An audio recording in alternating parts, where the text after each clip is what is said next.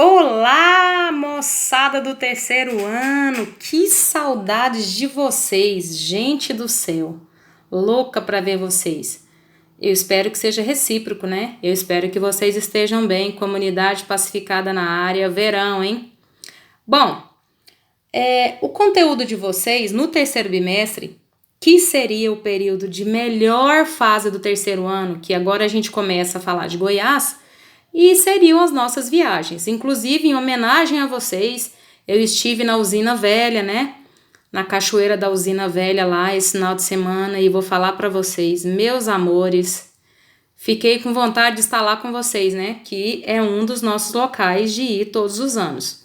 Então, quem puder, final de semana aí, vá na Usina Velha, passa o dia lá, toma um banho de cachoeira para tirar essa zinca de tal de coronavírus. Deus é mais. Então, vamos lá. Nós vamos estudar o nosso estadão de Goiás aqui, né? O coração do Brasil. Goiás é o estado mais populoso da região centro-oeste. Lembrando que, né, meus amores dos outros, a região centro-oeste é composta por Goiás, cuja capital é Goiânia, né? A nossa linda e bela Goiânia. Mato Grosso do Sul, e nós temos o Distrito Federal, que tem como principal função administrar, ou seja, função administrativa. O Distrito Federal é onde nós temos aí a capital federal, beleza? Apesar de estar dentro do estado de Goiás, Distrito Federal não é Goiás, ela encontra-se fisicamente dentro do estado federal, dentro do estado de Goiás, mas é uma unidade federativa, então lá é um pedacinho do mundo à parte, ok? Que seria também um outro lugar de viagem. Ai, gente, esse coronavírus veio para arrebentar, né? Então vamos lá. Goiás é o estado mais populoso da região centro-oeste, faz limite com os estados do Mato Grosso do Sul, Bahia, Minas Gerais e Tocantins e o Distrito Federal, beleza? Que tá, né? Na verdade, ele não faz limite, o Distrito Federal está dentro, né? Como eu disse a vocês. Localizado no centro-oeste brasileiro, é o mais populoso, certo? As primeiras expedições, lembrando a vocês que quando os colonizadores chegaram aqui, e a gente já estudou isso, o Brasil, ele não foi uma colônia de povoamento, ele foi uma colônia de exploração. Lembrando a vocês que todos os países que tiveram a colonização de exploração, eles são tidos na atualidade como países subdesenvolvidos. A gente também costuma falar que são países pobres, mas sabemos nós que o Brasil ele não é pobre. Ele só é mal administrado desde que surgiu, né, como Brasil mesmo, ele é mal administrado financeiramente. Então, nós temos muita roubalheira no Brasil, porque o Brasil, fisicamente, financeiramente, ele é muito rico, corre um dinheiro louco, só que é mal administrado, beleza? Quando as pessoas começaram a chegar aqui nesse território, eles chegaram, então, pelo litoral. Conforme sabemos, nós tivemos a exploração do pau-brasil, nós tivemos a exploração da cana-de-açúcar, depois nós tivemos, né, eles foram vindo para o interior, e esse interior do Brasil, que nós chamamos de interiorização, ela foi chamada de idas para o sertão. Hoje, quando nós falamos em sertão, a gente pensa no sertão nordestino, mas na verdade o sertão, por isso que nós temos hoje a nossa música e os nossos cantores, eles são chamados de sertanejos, mas não é porque eles são lá do Nordeste, é porque eles são do interior do país, né? Então, eles saíram das cidades litorâneas e vieram interiorizando o Brasil. Só que eles vieram em busca de metais preciosos, porque onde eles encontravam indígenas, porque a palavra correta não é índio e sim indígenas, eles viam que tinham nos enfeites deles algumas pedras que brilhavam, e aí a gente sabe como que ocorreu todo esse período aí de acordo com a história, certo? Então, assim, as primeiras expedições para essa região ocorreu no século XVI. A partir de 1650, os bandeirantes paulistas ocuparam a região e capturaram os índios para abastecer o mercado de trabalho colonial.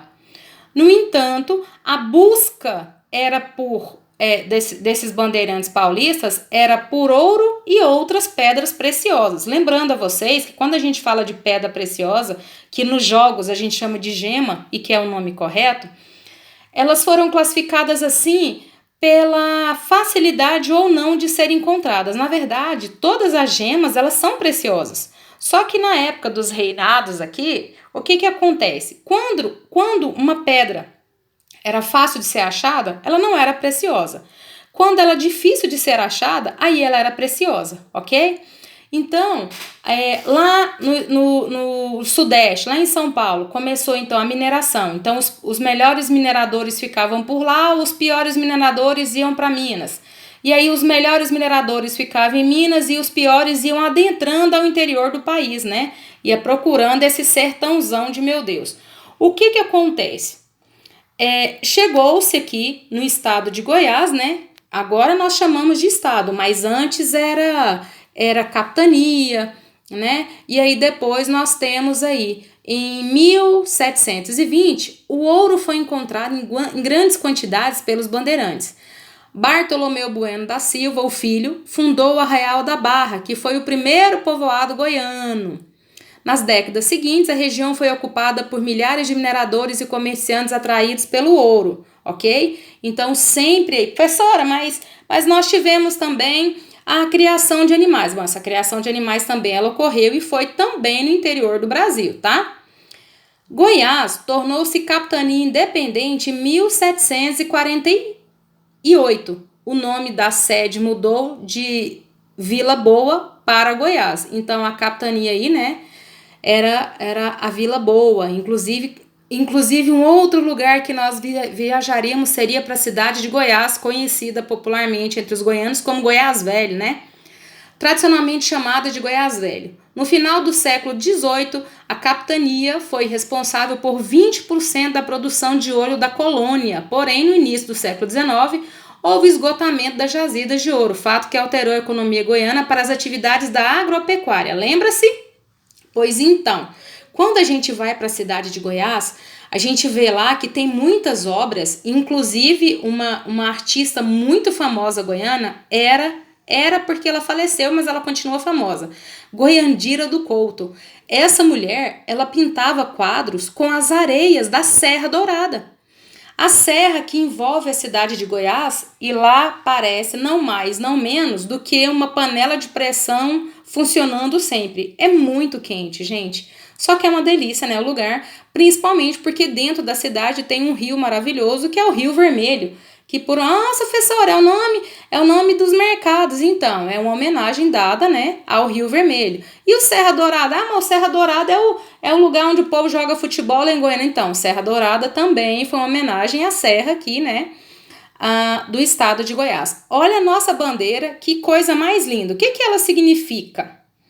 A bandeira é composta pelo verde, que representa as matas da região, o amarelo representa as riquezas minerais, o azul com as estrelas simboliza o céu goiano e a constelação do Cruzeiro do Sul, que eu já havia comentado com vocês que essa constelação do Cruzeiro do Sul, ela é vista por quase 100% dos países que estão no hemisfério sul do mundo. Uai, professor, os países que estão no hemisfério norte não vê a constelação do Cruzeiro do Sul? Não vê.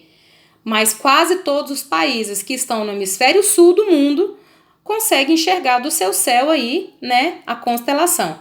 Goiânia é a nossa capital. Por que você está dando ênfase, professora? Porque tem gente que não sabe, né, que a capital aí é Goiânia. E aí, as cidades mais importantes do estado, Aparecida de Goiânia, Anápolis, Lusiânia, Águas Lindas de Goiás, Rio Verde, Trindade, que é a nossa cidade que tem como principal foco aí a religiosidade, né? A cidade de Goiás, Caldas Novas, e esse aí é a Praça Cívica, né? A Praça do Trabalhador aí, ó, que é um símbolo da cidade, né? Da nossa capital, Goiânia. Falando de relevo, essa parte do relevo a gente pula e a gente vai mesmo para... Não, deixa eu voltar aqui. Falando do relevo, ele é caracterizado por planalto. Como nós estamos, né, no centro do país, e eu já havia falado para vocês que quanto mais gasto o relevo, mais antigo ele é, por isso que é uma depressão. Nós estamos, o nosso centro do país aqui eu coloquei uma imagem aqui da Chapada dos Veadeiros, que por um acaso, essa semana agora volta a receber turistas. Então, quando vocês puderem, vão lá, pessoal. Nossa, que lugar! Vocês vão renovar a vida, a alma, o espírito, tudo que vocês imaginam e no que vocês creem. Lá é perfeito, é maravilhoso. O que acontece? Nós temos o relevo caracterizado por planalto, nós temos uma vegetação seca, né?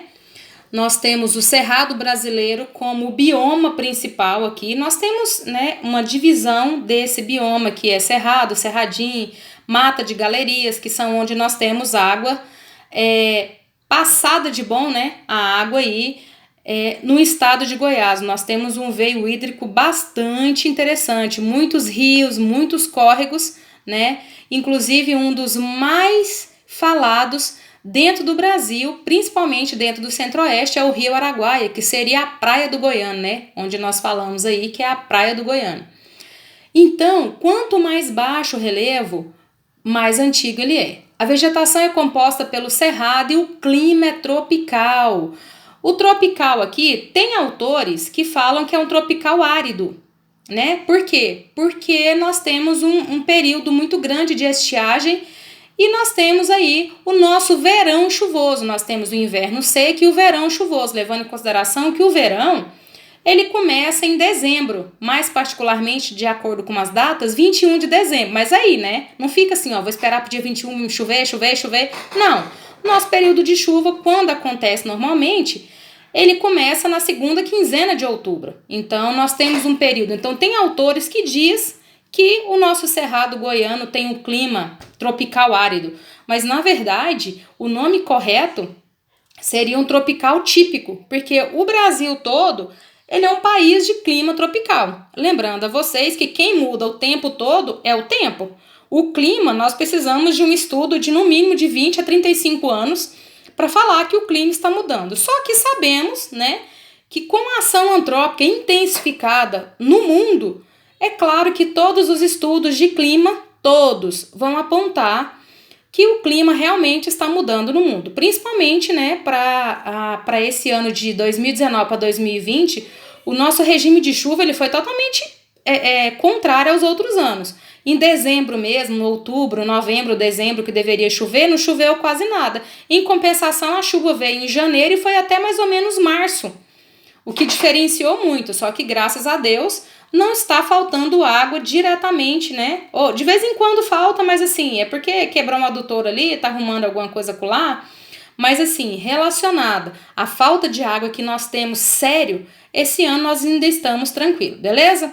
Os principais rios são o Aporé, o Araguaia, o Rio Claro, o Corumbá, que dá nome à nossa cidade vizinha, o Rio dos Bois, o Rio Paranã, ele mata bastante. Esse rio aqui ele é magnífico, só que ele é perigosíssimo. O Paranaíba, o Rio Maranhão, para quem vai aí, né, para a Serra da Mesa, passa pelo Rio Maranhão, quem gosta de pescar também, o Rio São Marcos e outros rios. Ok, moçada? Então vamos continuar aqui, ver o que tem aqui para frente. A economia de Goiás. Quando eu falo da economia, nós tivemos aí, Goiás tem a estrada de ferro. Nós tivemos um período, né, 1930 por aí, a economia corria solta. Só que teve que dar uma parada, porque dentro de Anápolis nós temos a estrada de ferro e a economia passou por aqui e passa, só que nós temos agora a ferrovia Norte-Sul. Só que antes, vários lugares aqui de Anápolis, o trem passava, né? Lá perto do terminal de ônibus tem uma estação lá que era onde parava o trem, pegava as pessoas também, né?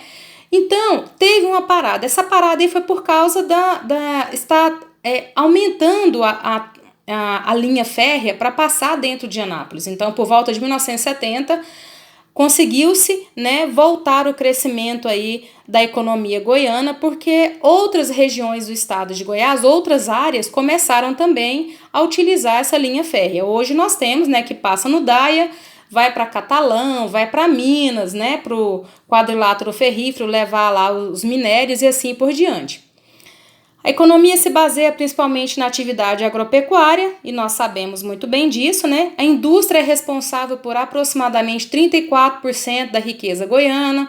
O crescimento industrial ocorre em razão da expansão da agroindústria, porque nós sabemos que o campo hoje ele está refém das indústrias e as indústrias refém do campo, né? Porque nós sabemos que a atividade primária ela é que mantém a secundária, que é toda a indústria.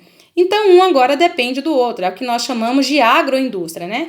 Goiás tem atraído investimentos em metalurgia, mineração no setor químico e farmacêutico. Lembrando que nós temos o maior polo farmoquímico da América Latina. Quando eu falo farmoquímico, é da indústria de farmácias, né?